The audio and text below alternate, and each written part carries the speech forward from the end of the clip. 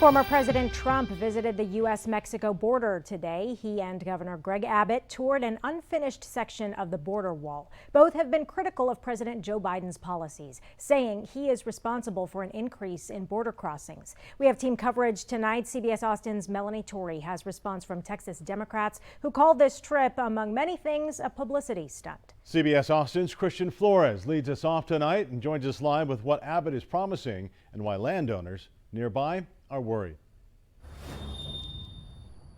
Governor Greg Abbott took a page out of former President Donald Trump's playbook by promising Texas will build a wall of its own on the border. I want to bring your attention to what we're seeing out here. Both pointed to gaps in Trump's wall, which are very visible from where we're standing right here, claiming they need to finish it to maintain safety. However, a landowner we spoke with who already has had land taken away for the Trump wall tells me this danger they speak of is exaggerated, and he's afraid even more of his land will be taken away for the governor's project. That's right there, no lights or anything. Jose Cavazos is pointing to his family's property just beyond these orange barriers where former President Donald Trump's unfinished wall on the Mexico border now stands. His family has owned land here in South Texas along the Rio Grande River for decades, though it has shrunk in recent years after the government took some for this wall. So far they've taken 6.5 acres. Cavazos worries it could be worse after Governor Greg Abbott announced earlier this month Texas will build its own wall. There's always that in the back of my mind that they might decide to do more things out there. On Wednesday, Abbott and Trump toured the unfinished wall in South Texas after a briefing. They have criticized President Joe Biden for the spike in border crossings this year after he ceased construction of Trump's wall in his first day in office. You see, an unfinished border. This is Biden's fault because President Biden is not continuing what President Trump began. We produced the safest, best border we've ever had.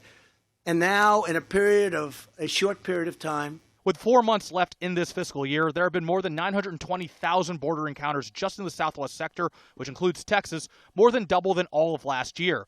However, critics of the wall say these numbers are inflated because Trump's pandemic asylum ban encouraged migrants to keep trying to cross because getting caught did not have legal consequences. Abbott and Trump disagree. We did a job like nobody thought was possible. President Biden needs to start right there and finish building the border wall. Critics also point to the potential cost of Abbott's wall, as Trump's wall has already cost taxpayers $15 billion or $20 million per mile. Abbott has ordered $250 million from the state budget to be used as a down payment, which he justifies as the cost to ensure public safety. I cannot tell you the number of people who have told me that they've had guns brandished in their faces. Cavazos says that money could be better spent elsewhere since he has not felt this danger he speaks of. We don't understand why he's spending this money for something that's useless.